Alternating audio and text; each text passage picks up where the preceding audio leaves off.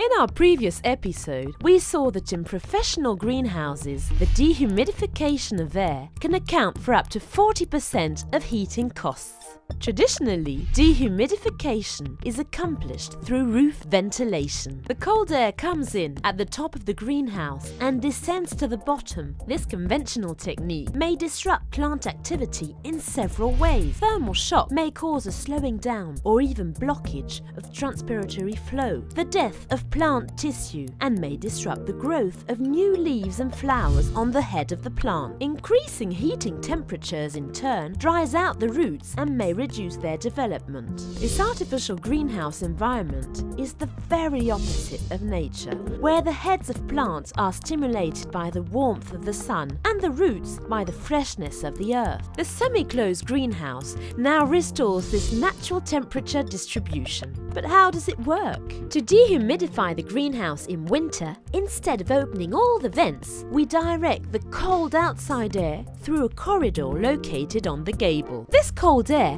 mixes with the air in the greenhouse and is then reheated to the preset ambient temperature for being sent into the greenhouse via fans and distribution duct. Because this air contains less water, it dries out the environment and prevents condensation from forming on the leaves of the plant. It is then evacuated through only one opening every 50 meters in the roof.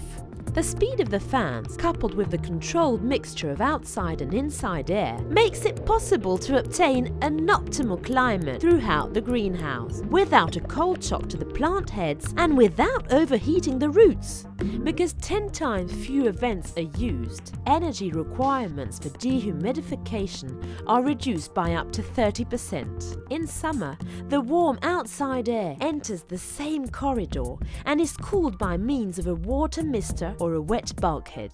It is then sent into the greenhouse via the distribution ducts and is later evacuated by the pressure vents. In addition to the creation of an optimal climate, the semi-closed greenhouse provides several other advantages. The use of insect netting makes integrated biocontrol more effective. Dynamic ventilation ensures an even temperature throughout the greenhouse. Temperature variations from one side of the block to the other are significantly reduced. Growing plants in an almost closed environment reduces inputs. Heating, water, fertilizer and even CO2 gases from the boilers are all reused.